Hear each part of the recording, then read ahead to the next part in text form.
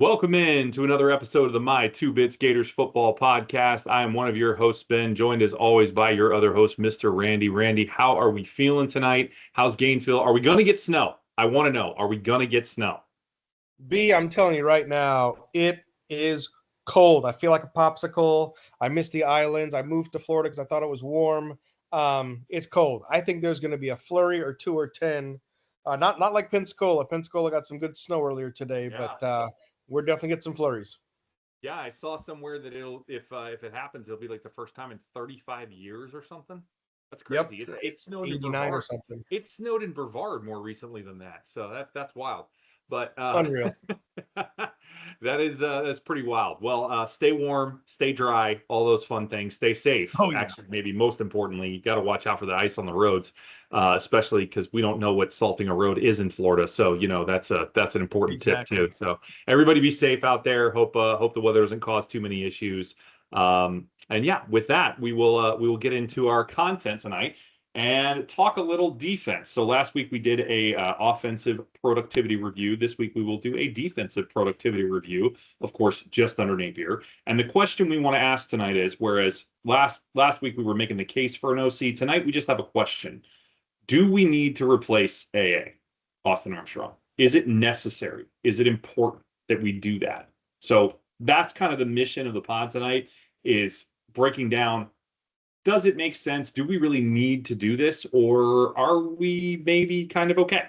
That's kind of the question where we're at. So to that end, let's get things started with our intro. As always, go through our mission, our accuracy disclaimer, our vision, and our agenda. Even that part of it's getting to be a mouthful, just saying. But anyway, so as always, our mission is to provide factual analysis of all things Florida Gator football. Our accuracy disclaimer is that our information will be accurate to the best of our possible ability. We will cite our sources whenever we use them, and we will have plenty of those tonight. And all statistical data comes from either ESPN or stats.ncaa.org. Unless otherwise noted, and recruiting data comes from on3.com. Our vision, of course, is to have unfiltered conversation around the product in the field, as well as recruiting and overall coaching decisions. Our analysis will be based on review of film, and while we will express opinion, that opinion should always be based in some form of fact. We will also evaluate strategy and tactics and discuss our observation of player personnel decisions, as well as on the field execution. So, to that end, same agenda this week as it was last week, a statistical analysis of the defense in the last 3 years under Napier, and then a discussion around those stats. And that's it. Nice and short. Be another quick pod tonight, 40, 45 minutes, something in that neighborhood is the goal. We'll see if we make it. We did last week. We're 1 for 1. Let's see if we can make it 2 for 2. And then from there, we'll wrap up and sign off. So, all right, to that end, let's get things started. Let's look at some key stats that we have identified since Napier has been in Gainesville, and take us away. Get us started off here with the points per game allowed, if you would, sir. Absolutely, you got to be. All right, so folks, we had a really good time bringing you the offensive, quote unquote, review a couple weeks ago, and this defensive review, although not completely under Napier, still has a lot to do with Napier. Some decisions that were made coming out of week 3, which we will lead into, as well as the overall scheme moving forward. So as always, we've got some stats for you to see what has transpired under Napier over the past 3 seasons. So B and I are going to go in depth on that. But just to refresh your memories, Napier's first season in Gaines, Vegas, his DC was a gentleman by the name of Patrick Toney. Patrick Toney spent 1 year with us, and after that left for, believe it or not, the NFL to go be the DC over there in Arizona for the Cardinals. Well, he was an analyst, not the DC. Because analyst, right? With these numbers, there's no way he was going to be a DC. No, never mind. You're correct. My apologies. I misspoke. So analyst correct with the aspirations, right, to be in that DC role. So there's that. So that was the year of 2022, the fall of 22. The fall of 23, we saw Steve Spurrier Jr., double A, the Energizer Bunny that he was and is. And of course, if you all don't know, he did leave for University of Houston a couple months ago, and he's going to be the DC. He's going to be the play caller there for the defensive side of the football for the Cougars. So, congrats to him. He's going to do some great things, obviously. And as we know, we brought in Ron Roberts. He came from Auburn. And so midway, about 3-4 games in, there was a little bit of a shift that we'll talk about. So it's really interesting to see how that transpired this year. But anyways, I'm going to start off with points per game. And this is brought to you by NCAAstat.com. So let's start off in 2022. We allowed 28.8 points per game, good for 86th in the nation. In 2023, 27.6 points per game, good for a rank of 75th in the nation. Again, that's an FBS.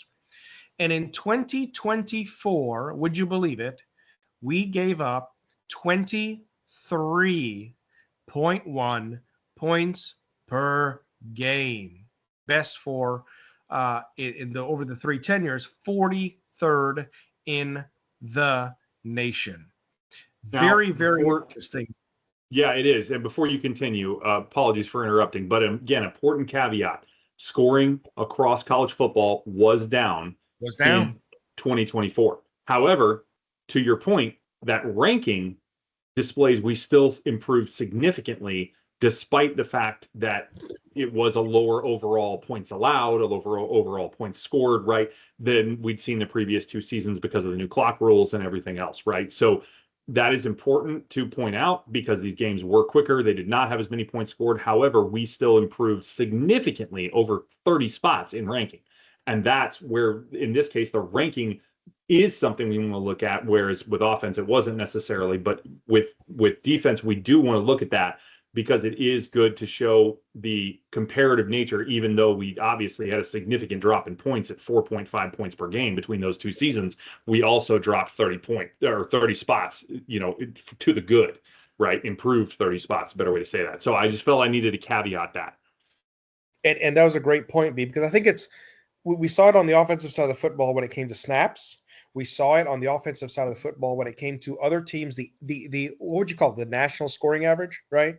So the national scoring average was down. And so on the defensive side of the football, they're not going to score as many points. Okay, so to that end, they haven't scored as many points, but we're not in the 60s. We're not in the 70s. We're not in the 50s. We're in the low 40s. So very, very much held our own there. Yep, for sure. And I think the other thing that you'll dive into a little bit further is basically what transpired with that special meeting that was had, right? That first bye week. For those of you who don't know, there was a meeting held with players in Napier and talking about signaling, talking about the play calling, talking about the scheme, talking about the complex nature of the defense. And also, if you all remember this, the ability to call plays on the fly and get set. Again, it seems very rudimentary, very elementary, but get set and understand where you're going to go before that ball gets snapped. Billy went ahead and mic'd up players to see how they were communicating, how fast they were communicating, and who are the better communicators on the team. So it made a huge difference because in the first 4 games of the season, we're averaging 27.7 points per game. And when that meeting happened and then Roberts transitioned from field to box and calling plays, 21.1 allowed over the last 9 games, B. Yeah, no, absolutely. So really, really good points there. And for those that didn't know, all those things did transpire. That's not rumor. That's not conjecture. That actually happened in terms of the meeting with the players, the need to simplify some of what was going on in the field. There was a lot of talk about it being maybe a bit too complex, and that's why assignments were being missed. And then you see that transition again to Roberts as well. Technically, he went in the booth in the 4th game, or in the box, I guess I should say, up top in the 4th game, as opposed to being on the field. NAA came back down. So maybe there was some of it going on there, but I think it was still Roberts' scheme Armstrong's scheme, because that's what they had practiced all week. It was not until the bye week, the first bye week, that we saw this transition and really the defense come out playing differently, right? We saw a different. First example was that UCF game, right? We saw a defense that was very much ready for the team they were playing, prepared, right? Doing things that made sense against that team, understanding what they were trying to do and taking that away, right? And that continued going forward. Tennessee, obviously, we played a phenomenal defensive game. Not a phenomenal offensive game, but that's another conversation we've already had. But a very, very good defensive game in that game. And then it just continued. And frankly, it actually really got better as time moved along. The defense just continued to improve in things that they were doing. Now, there are still some shortcomings, and we'll talk about those. We'll get there in our conversation later when we discuss what these stats, kind of mean, right? Or discussion around them. But ultimately, you really saw that transition. And I want to point out what you said there. First 4 games of the season, 27.7, actually worse than 2025. And again, a year where points are down. So it's not just 0.1 worse, it's way more than that, right? It's probably as bad or worse than it was in 2022 at 27.7. That's a bad number this year. And then all we do is finish out the rest of the season, the last 9 games, including, well, the rest of the season and the bowl game, because bowl game is not season, it's postseason. But we only go in the last 9 games, 21.1 points per game, which, by the way, would have put us, if that had been the average all season, in the top 20. So phenomenal number there. Really, really good stuff. Really starting to execute well. And the scoring defense in particular this year was really impressive, right? We had some other stats that are not necessarily going to wow you the same way, but our scoring defense was through the roof. So again, we'll take a look at some other things as we move forward. But ultimately, at the end of the day, if you allow less points to be scored, you got a better chance to win a game. So this is a key stat, clearly, right? No matter what other stats you give up, I really don't care what they are, right? If your points per game is down, which they were significantly down, right? Again, 30 plus spots gained in the rankings, top 50, right? In points per game. It's pretty outstanding, if I'm going to be honest about it, right? I mean, that's what you want to see. We obviously want to see it continue. We'd like to get to that 21.1 and be top 20, right? That'd be great. I think that's possible. I'm not ruling it out. We'll get to that conversation, but just knowing the talent that we have returning on defense, all the guys that came back, even with losing Shamar, the linebacking position is obviously one that we are not short in depth or talent for either, right? So I think that's really something where we can potentially see some gains moving forward into next year, especially if we keep some continuity in the system. So regardless of what we decide at DC, and this is a point we'll continue to make throughout, or I will, the continuity of having Roberts stay is going to be critical here, I think. Because no matter what we end up implementing or employing going into next season from a scheme standpoint, from a concepts and development standpoint, I think overall the fact that Roberts is going to continue, and he is really the one who led us to this. If you look at what we saw, again, once he started calling plays, it all got better in terms of the numbers. Now, there's still other conversations to have there, but in terms of the numbers. But having him come back and continue is really going to be crucial going into next season, especially with all the guys, again, we have returning, right? Same guys, same system, same ownership of that system from Roberts, no matter what we have happen with the DC. Really, really important stuff. And I think the ability for us to continue to grow in those numbers and get even better. And that's an exciting thing. That's a really exciting thing. So as many concerns as we have about the offense, the defense is a completely different page. And it's weird because I haven't felt this diametrically opposed since 2020 when we had an incredible offense and then a terrible defense, right? So it's really, it's interesting. And it's great to have this conversation. The offensive one obviously is still offensive, and we have concerns, but that unfortunately do not look like they're going to be fulfilled. But I won't go down that rabbit hole with Billy's latest presser. We'll leave that alone. So to that end, I think those are the key takeaways on points per game. Do you have anything else, or you want to move on to yards per game? We're going to move on to yards per game, but I think it is very poignant to note that 21.9 over the last 9, including a very healthy butt whipping at Texas. So if you take out that spiked score at Texas, 49 points, right? 49, right? That's the thing. I think if you take out that score at Texas, I didn't do the math on the average B. This is my bad. I'm just gonna off the cuff here, but I would. It's got to be close to 20. It's got to venture to say we're close to 20.2, right? Yeah. 20.3, maybe sub 20. I don't know. We can do the math later, but that's very compelling, extremely compelling. So yeah, no, it is absolutely, and very good point too, right? Because obviously Texas was a game where we were Not ourselves, right? A lot of players out, probably Gosh. the most players out of the whole season. Yes, it As hard was. as it is to say, with as many players out as we had, but a lot of And then players out in that game. a lot And of plus poor Aiden. First road start on the SEC in yeah, Texas. Great. absolutely, Enjoy that, bud. absolutely. No, for sure, which didn't help Mhm. either, right? A lot of turnovers given up, which puts the defense in short fields, right? The whole thing. We could get into a The whole conversation, thing. but leave it alone. But to your point, getting down to the low 20s, right, in the games that were not that one, right, for the remaining 9 is even more Yeah, impressive. It really is, really is. So exactly. highest Especially highest when, points allowed was Georgia at 34, and once again, that was the game where we started to yep, get all those injuries that led to Texas, right? yep, So it just it was not great. It was not great. not favorable. Exactly. But overall, really, really important stuff there, and really good to go through that and look at it. Again, the key takeaway there is 22, we were where we were, which was not great. 23, we got better, though not significantly, but we did get better. And then 24, significant improvement. Significant improvement. And that's key. That's key. So It is. moving along.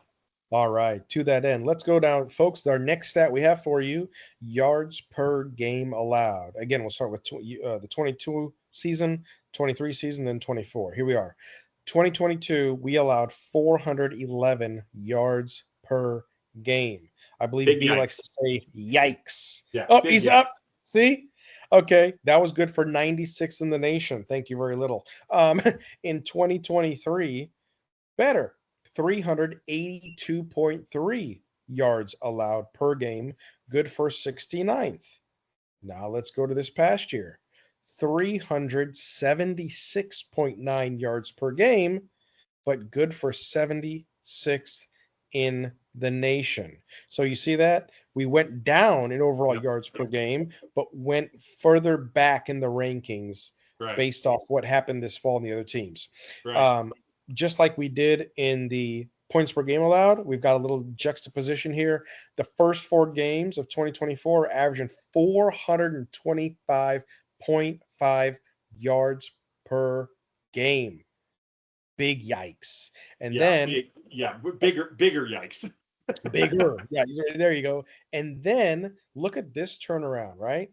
After the bye week, after the adjustments, like we just mentioned in the points per game stats, 355.5 remaining or yards per game allowed. The remaining 9 after Roberts went to the booth, the box, upstairs, wherever he went. It got better. Yeah, over 20 yards per game better, right? So if we look at the improvement, right, we improved approximately 30 yards per game from 22 to 23, which is Yes. Good. But then this year we only dropped another 6 yards per game, not even 5 and change. However, you take out those first 4 games and we went down 27 yards per game if you just look at the back 9. Wow. That's impressive. That's impressive. And I guarantee you would have had a much better rank. I don't think we looked that one up. I want to say it was somewhere in the neighborhood of somewhere in the 50s is what I want to say when we looked at that number. We didn't Yes. Keep that stat because obviously it's not what we actually earned, but it's good to have it for perspective's sake, right? So once again here, as you pointed out, the key thing is even though the yardage went down, the ranking went up because there were more or less yards per game overall allowed this season, just like there were less points per game, right? Same thing, makes sense. So the fact that we improved is good in terms of the yardage. However, really, when you look at it rankings wise, it's not actually an improvement. I would be willing to call it flat-ish, right? We only moved up, 7 spots? It's approximately the same. But again, the key takeaway here is if it weren't for those first 4 games at 425.5, oh my God, I want to Big yikes. hit my head and put it through a wall. If it weren't for those 4, we would have been significantly better this season, right around that 350 yards per game mark, right? Yeah. Just above it, which is a lot better, right? It would have been much more in line with the scoring defense, not quite as low, but a lot closer, right? Because right now you see scoring at 43rd and yards per game at 76th, and it's like, how the hell did you do that, right? And the answer, the answer, of course, is because of the last 9 or first 4 in this case. It's really the first 4 that hurt us in this case, right? That's really what caused the issue, because that number was just so astronomically high. Again, higher than it was in 22 when we were not good, right? When we were really not good. So the thing I want to take away here is, through these first 2 stats, there was a lot of talk in AA's first year that the defense got worse under Armstrong. And we disagreed with that strongly. If you've listened to any of our postseason pods last year or anything in the offseason, we did not agree that the defense was worse, right? It was showing signs. It was showing things. Now, one thing I will point out, I don't have the numbers or the rankings or anything else, but I will tell you that I know that from a success rate standpoint, we actually got worse this year. We're actually not as good this year as we were last year in our overall success rate rankings. So our down-to-down ability to stop teams on first down, on second down, right, to not give them what they want on those standard downs was outstanding last year, right? If you remember, it was stop them on first, stop them on second, give up a big play on third down, right? That's what it looked like last year. And that, while not good, there are good things in that, right? If you stopped giving up those explosives in last year's defense, it would have been elite, quite frankly. It would have been elite. This year's, on the other hand, not quite the same way, right? We had a propensity to give up a few more yards here and there, but we kept those explosives at bay. And that's where I think you see the scoring number really come in here, right? We had a very much bend, don't break, right? Give them a little, give them a little, give them a little, give them a little, stop it. That was kind of the mentality of this team this year, whereas last year was don't give them anything ever. Oh, crap, we got beat, touchdown. Right? That's kind of how last year's team looked in comparison to this one, if I'm going to put it in, non-statistical terms, right? And I think that's really important to look at, because they were 2 very different defenses, honestly. This one was very much a keep it in front of you, keep it in front of you, keep it in front of you. Okay, stop them. Okay, get a turnover, right? That was the difference this year, whereas last year it was stop them, stop them, stop them. Ah, man, we missed. You know what I mean? And that was kind of the difference between this year and last year in a conceptual standpoint that I saw. And then obviously, to sacks and turnovers, which we don't have the turnover number in here, but obviously it was abysmal last year. We all know that. It was really, really low. And this year's was top 20, top 25. I don't remember the number. I'm going from memory, but it 22. Was up there. 22, there you go, in turnover margin. So significantly improved in turnover margin and also in sacks, which we'll talk about in a minute here. But those are kind of my thoughts on the yards per game. What else do you have on that? Because you just basically read off the stat there. Yeah, I think the other thing, too, to understand defensive scheme is to see if it's working. So you've got a couple things to measure, right? You've got the eye test. We always have the eye test. And then at the end of the day, the eye test shows, to your point, what we saw back in 23, right? It was great job on first down, great job on second down, and we did all that work for nothing. And guess what?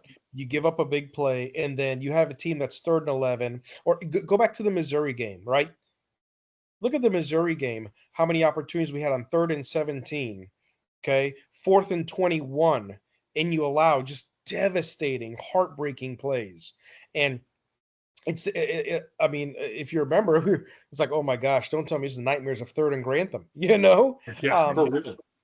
And so that's what's tough about seeing the difference of the scheme that AA brought, to know that the exotics, the fronts, the stunts, the blitzes, right? And the different things like that we saw development in, much more than Tony. So awesome there.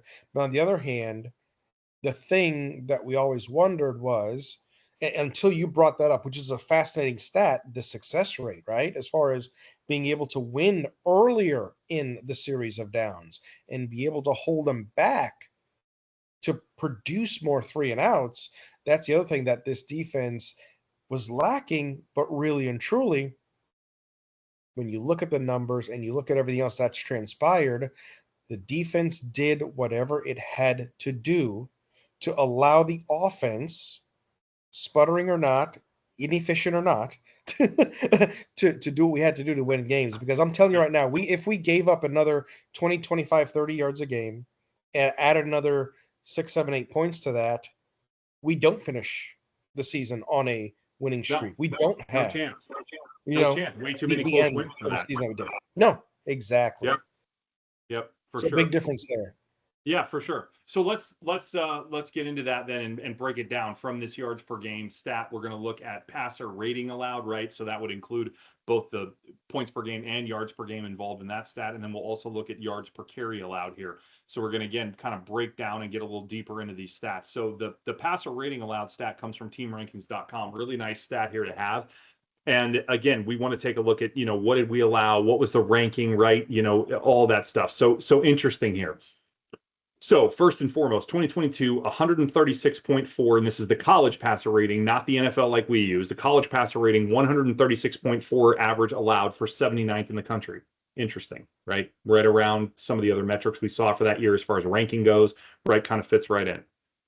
The next year, 23, 149.3. Whoa, no, wrong way, right? Backwards for 112th in the nation. So we went from 79 to 112, from 136.4 to 149.3. Not great, right? But why? Because we were giving up explosives. So one of the things that passer rating is very based on, right, is A, turnovers, which we didn't force, and B, yards per attempt, which if you're getting bigger completions, you're getting more yards, then what are you getting? A higher yards per attempt. And those two numbers are going to jack that sucker way up. So even though, again, we were very efficient at times last year, because of the big plays and the lack of turnovers, that number skyrocketed. Now, fast forward to 2024, 126.2 average for, guess what? 43rd. Just like the scoring average, 43rd. Same number, which I didn't even notice when we were putting these stats together. However, there you have it. And once again, when we look at what happens once Robert starts calling the plays, guess what that average drops to? How about 109.6? Wow. Whew. Wow. So we go from 149.3 to 109.6 in the last 9 games. That's pretty tremendous. Pretty tremendous when you look at that comparison. 40 points dropped off the number from year to year if we're just looking at the back 9. That's incredible, honestly. That's a really solid improvement and really shows once again how we were taking away explosives, forcing turnovers, right? Had a much higher sack number in those last 9 games, right? We really, really, really were doing things better as a defense when you look at those games after the first bye week. Just significant improvement. So what are your thoughts on that? So I think 2 things. Going back to the numbers test, right? Awesome. Passed. Yes, much better, improved. The eye test. And the 2 specific games that I will cite, or the 2 specific quarterbacks I will cite, is the performance by Jackson Dart and Garrett Nussmeier. Yep. And I think what's more important about those 2 is coming in, besides being a top 15 team, top 12 team, whatever, these 2, Nussmeier and Dart, led or tops in the SEC and overall in college football, top 10 passers. Okay. They were, when I say slinging the ball downfield, I don't say that loosely. And to know what we did in that game, especially with 9 sacks, was the number 9? Was it 8, 7 sacks maybe? 7 sacks against LSU, 8 against FSU, 3 or 4 against Ole Miss. 3 or 4 against Ole Miss, right? So between Nussmeier and Dart, 11 sacks for top 10 passers in the NCAA leading into our game with them. Unreal. You can definitely tell the scheming was there. Again, some of those exotics and some of those different schemes did what they needed to do for the purposes of throwing them off their game. Yeah, absolutely. No, for sure. You can definitely see the evidence of that in what we saw. And Beck too, really, right? Beck had what, 2 picks, almost 3, or did he have 3? I don't remember. You know what? He was about to have 3. Yeah, but yeah, and that's the thing. Even although I will say Beck unfortunately did regress on the season, but there was another game that I tell you what, man. Anyway, I'm not going to go there, but probably should have been a win. Sorry. Okay. I hear you. All right, so moving along, let's look at the rushing yards per carry allowed. So again, a key stat here, right? How many yards do we give up? This is not adjusted. So we did sack adjusted yardage previously, right, in part of this. And in fairness, We did not do that here, and we did have more sacks this season. So it is significant to point that out when you see the huge gap between these numbers in 2024. And obviously, again, sack yardage is going to count against or for this number, if you will, however you want to look at it, right? It's going to factor into it, and we did not take it out. However, do want to go through these. So first and foremost, 2022, 4.49 yards per carry. 2023, 4.84 yards per carry, so went up. And then 2024, 3.79 yards per carry. Again, that does include sack yardage, but wow, that's a significant drop, right? Again, a yard and change from 23 and over a half a yard from 2022. There is a caveat. We allowed 175 yards per game rushing in 2024, or I'm sorry, in 2022, when compared to 2023, where we only allowed 155.6. So while we did have a higher yards per carry in 2023, thus though explosive plays, right? We still allowed 20 yet less run yards per game. And we were better than that in 2024 at 149.5, something in the neighborhood. I'm going from memory on that one. I don't have it down, but we still improved it. The point being is that even though yards per carry went up in 23 because of the explosives that we allowed, the yards per game dropped significantly, like 20 yards per game, right? Massive, massive decrease. And then we went down another 6 or so this year. This one, we didn't do a comparison from what it was with a calling plays versus Roberts. We didn't put that in this stat, but I can assure you that it is significantly better as well without even looking at the numbers, because we know that defense continued to do things better. We were obviously giving up a lot of rushing yards, a lot to Mississippi State, for example, that we should not have been giving up, right? Over 240 yards a game, I think, in that particular one. And then obviously some of the other games, in some of the other ones prior to that, it wasn't as bad. Obviously Texas A&M wasn't good either with a running quarterback. But overall, the point being here is that the number has significantly improved. We didn't see a need to break that out to the first 4 in the last 9 because it was already so much better, right? So that's why we left that alone. But it's really important to look at the fact that we were under 4 yards per game. Now, again, that was helped by sack yardage, no question. So if we pulled that out, that would be something that would probably equalize these numbers a little better, but I guarantee it was still better because we had a lower yards per game rushing allowed. And that's the key takeaway there. So what are your thoughts on that one? Great points, B. And that's the other thing, too. At 3.79, if you take out the sack yardage, let's say it hovers around 4.1. Are you kidding me? Yeah, we'll still take that. 4.1. I can't see it being more than 4.15, 4.2 for the record. The other thing is, 2023 being just absolutely abysmal. Unfortunately, I have memories, of Ray Davis in Kentucky running. I mean, Ray Davis is still running, by the way. He's just running for the Buffalo Bills, but he's still running. He ran for a touchdown in the divisional round. So, Yep. So it's one of those things where looking at some of the things that happened last year, the explosive run plays and what we allowed, to see that this year, and I should have pulled this and I didn't think about it until just now, but I don't believe we allowed a 100-yard rusher this year outside of, or was it just the Miami game? No, it wouldn't have been Miami. Miami, I don't think we allowed one. We definitely allowed one in Mississippi State, I think. Well, they had a 3-headed back, so I don't know if we did or not.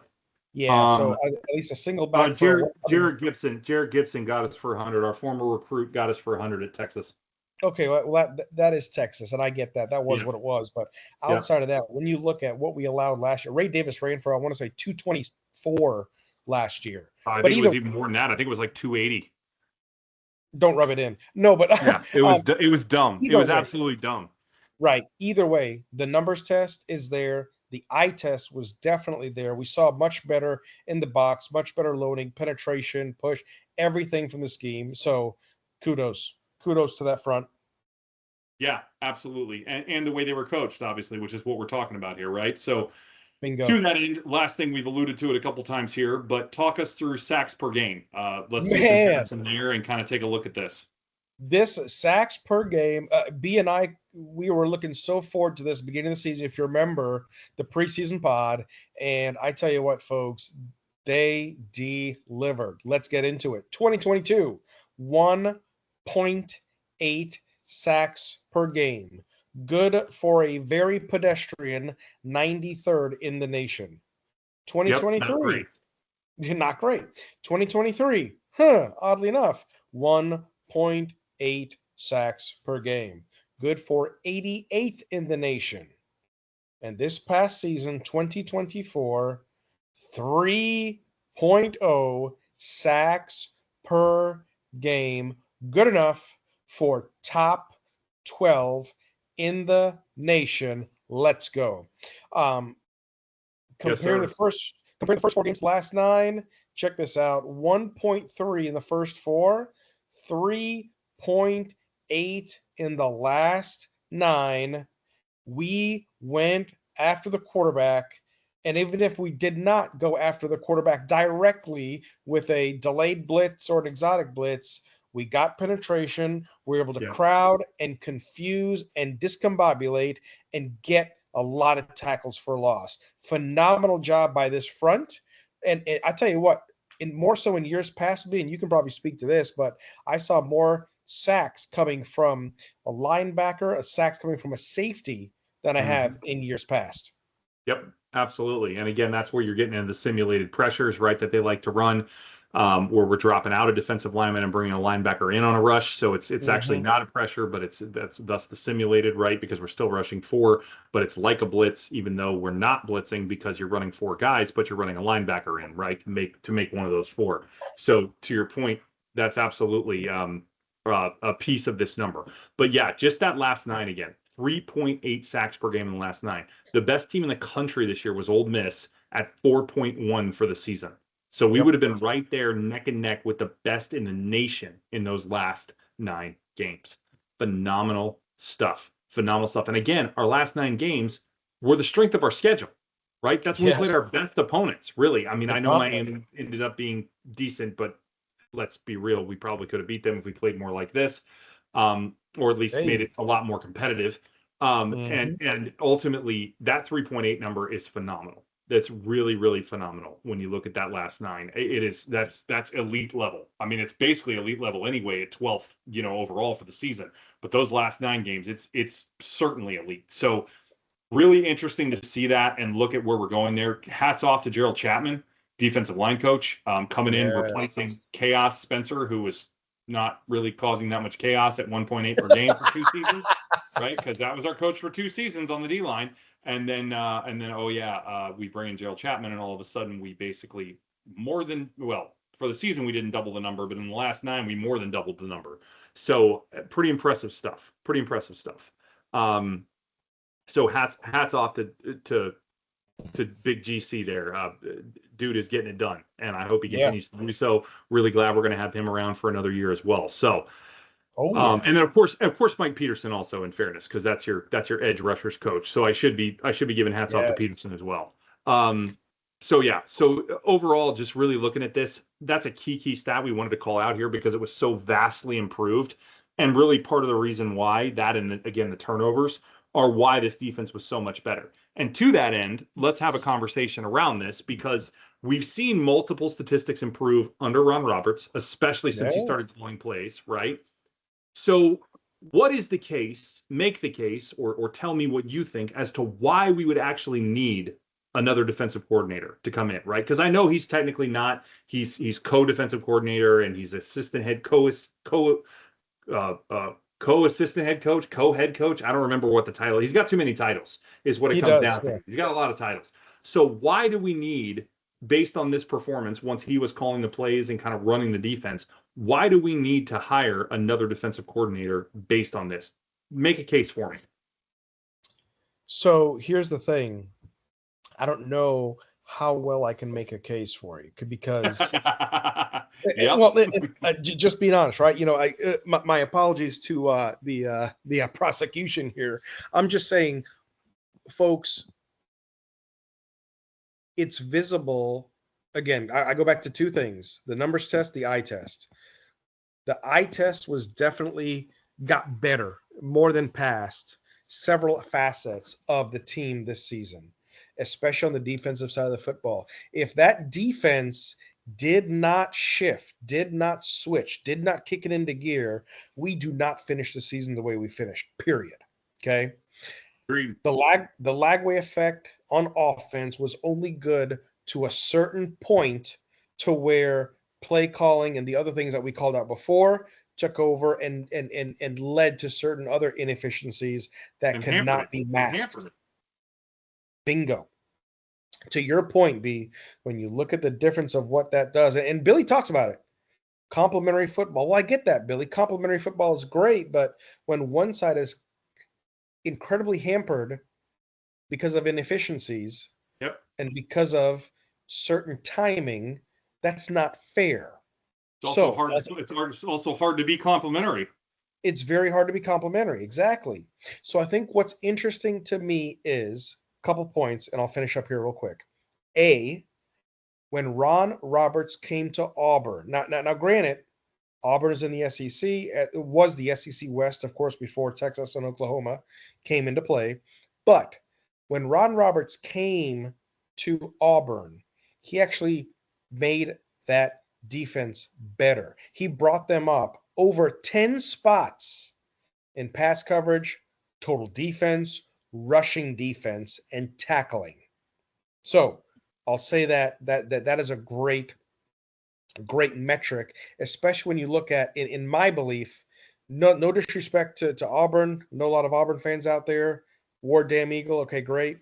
But at the end of the day, that's a great metric that shows no matter not the high level talent that went there, he was still able to do something with the talent that they had.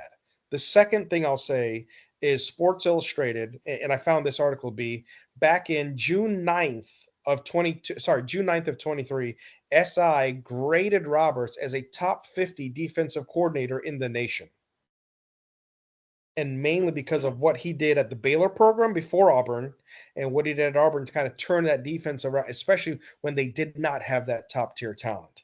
So with those few things, and in addition to the eye test and the numbers test from this past season, after the first bye week, I don't know how to make a constructive case for hiring another DC, a co-DC, whatever you want to call it.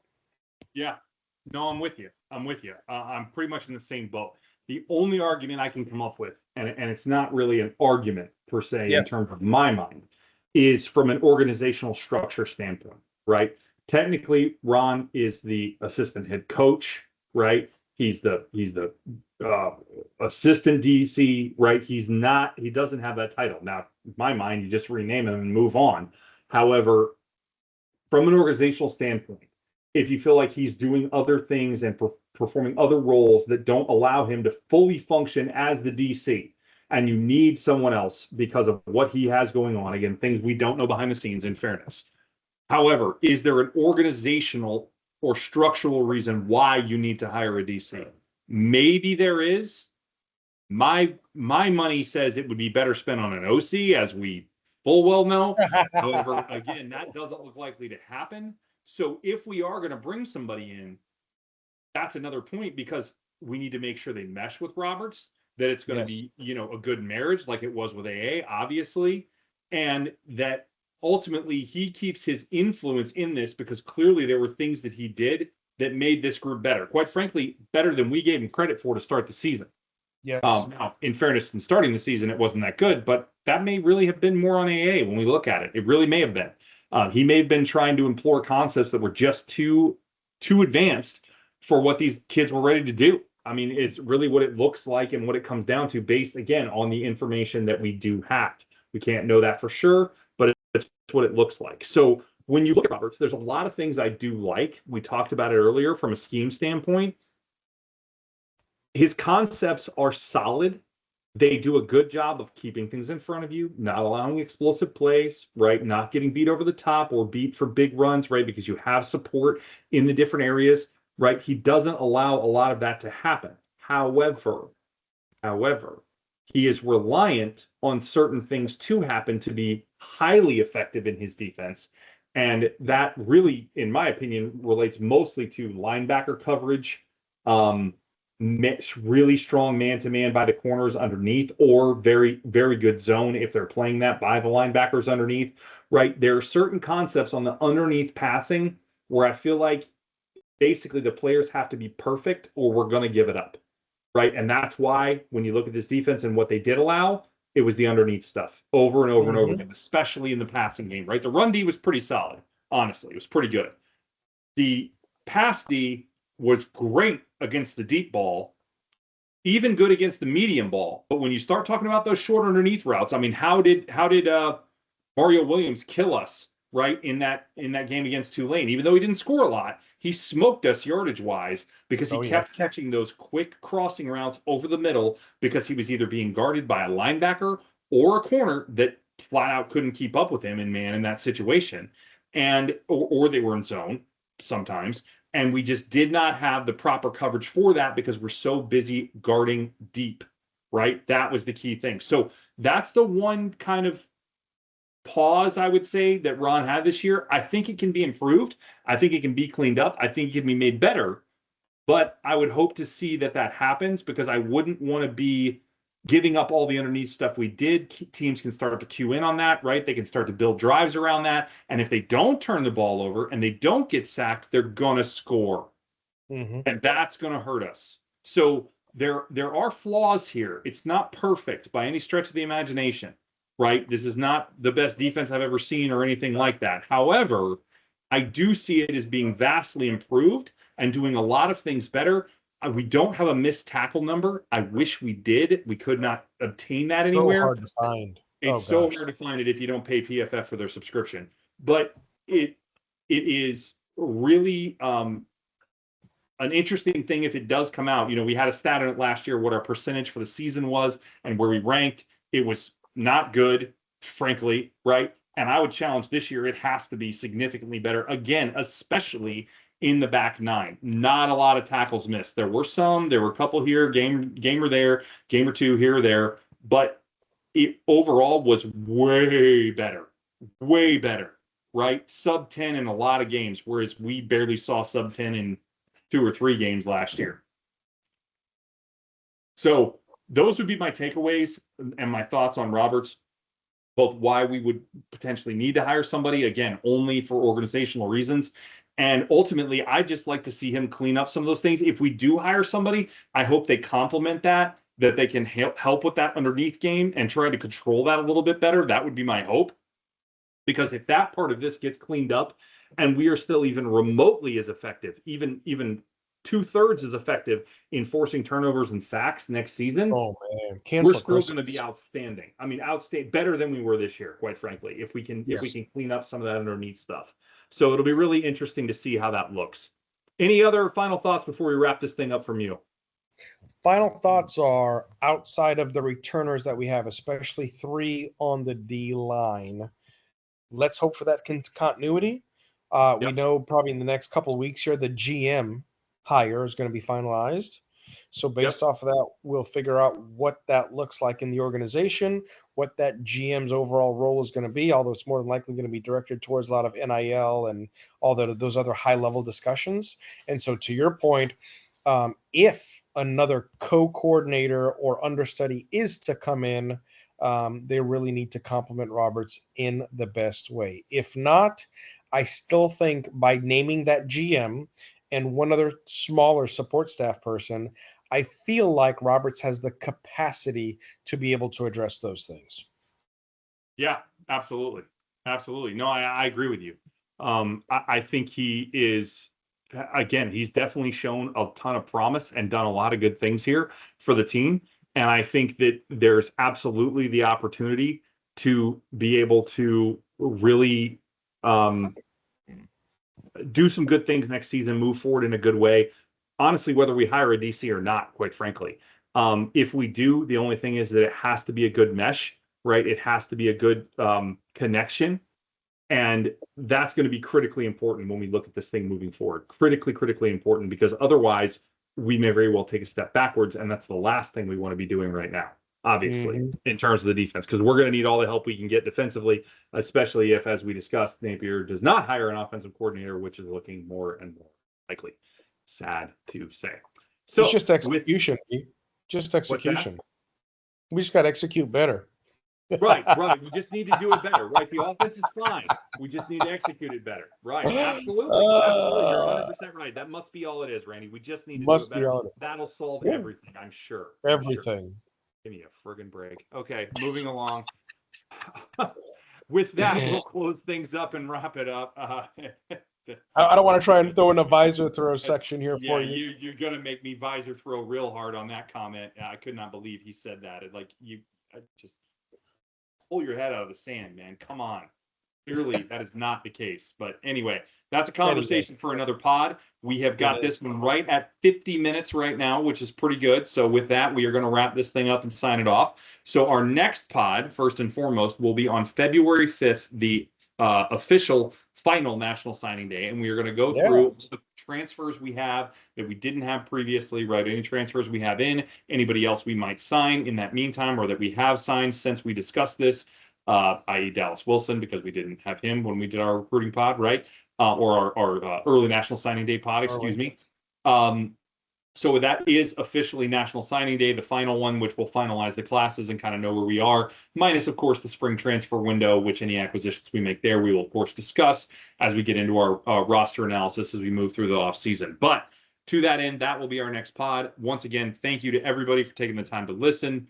As always, we hope you've enjoyed listening to it as much as we've enjoyed bringing it to you. This continues to be just a really fun thing for Randy and I to do. We get a lot out of it. We put a lot into it, but we get a lot out of it. So really enjoy doing it. And with that, I will turn it over to you for any final thoughts before we sign this thing off.